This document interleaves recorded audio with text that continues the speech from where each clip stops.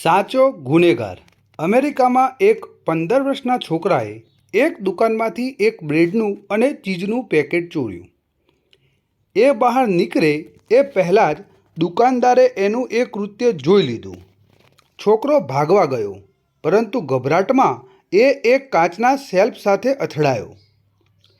કાચનું shelf નીચે પડીને તૂટી ગયું અને એ પકડાઈ ગયો। દુકાનદારે પોલીસને બોલાવી।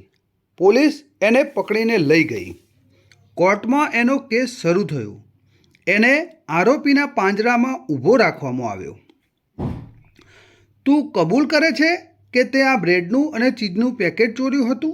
જજ સાહેબે સવાલ કર્યો।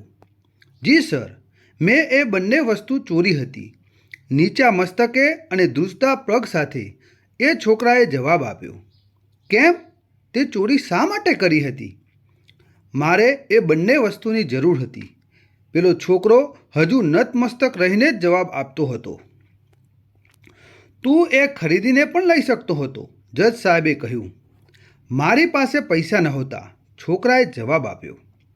તો તારા કુટુંબના કોઈ સભ્ય પાસેથી ઉછીના લઈને ખરીદાય, ચોરી થોડી કરાય, જજ સાહેબે કડક અવાજે કહ્યું। મારા કુટુંબમાં મારી મા સિવાય બીજું કોઈ નથી। એ છેલ્લા ઘણા મહિનાથી ખાટલા વસશે અને એની પાસે કોઈ જોબ નથી। એ 2 દિવસથી ભૂખી હતી, એટલે એના માટે મેં ચોરી કરી હતી। છોકરાએ પ્રથમ વખત ઊંચું જોયું। એની આંખોમાં હતાશા અને ભીનાશ બંને ભેગા હતા। તું કંઈ કામ કરે છે? થોડા નરમ પડેલ જજ સાહેબે પૂછ્યું। હું કાર ધોવાનું કામ કરતો હતો। પરમ દિવસે મારી મા વધારે બીમાર હતી અને હું એની સારવાર માટે 1 દિવસ રોકાઈ ગયો હતો। એ દિવસ હું કામે ન જઈ શક્યો, એટલે મારા ગેરેજના માલિકે મને કામમાંથી કાઢી મૂક્યો। બીજું કોઈ કામે રાખતું નથી, એ રડમસ અવાજે બોલ્યો। તો તું બીજા કોઈ ઓળખીતા કે તને જાણતા હોય એવા લોકોને મળીને તને મદદ કરવા કહી શક્યો હોત। સર, એ દિવસે હું લગભગ 50 જણ પાસે મદદ માટે ગયો હતો। ઘણાને આજીજી કરી જોઈ, મારી બીમાર મા અંગે પણ કહ્યું, પરંતુ કોઈએ મને મદદ ન કરી, એટલે ના છૂટકે મેં ચોરી કરી હતી। હું મારી બીમાર માતાને ભૂખી નહોતો જોઈ શકતો।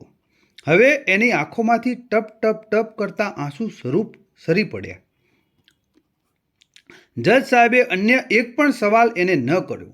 થોડી વાર એ એની સામે જોઈ રહ્યા, પછી કોર્ટ સામે જોઈને બોલ્યા।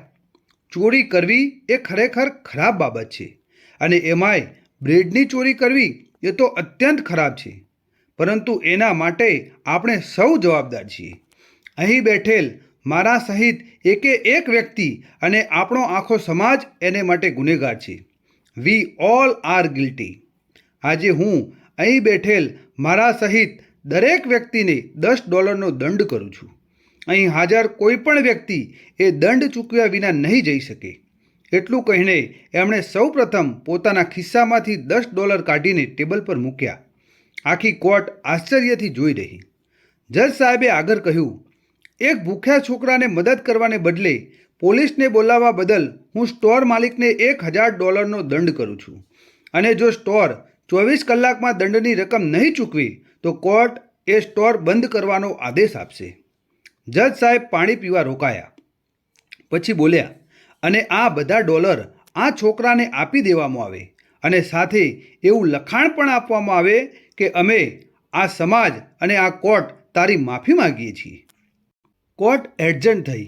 ત્યાં બેઠેલ દરેકે દરેક વ્યક્તિ પોતાના આંસુ લૂછી રહી હતી। પેલો છોકરો પણ આંખમાં આંસુ સાથે જજ સાહેબ સામે જોઈ રહ્યો હતો। જજ સાહેબ પણ પોતાના રૂમાલથી આંખ સાફ કરી રહ્યા હતા।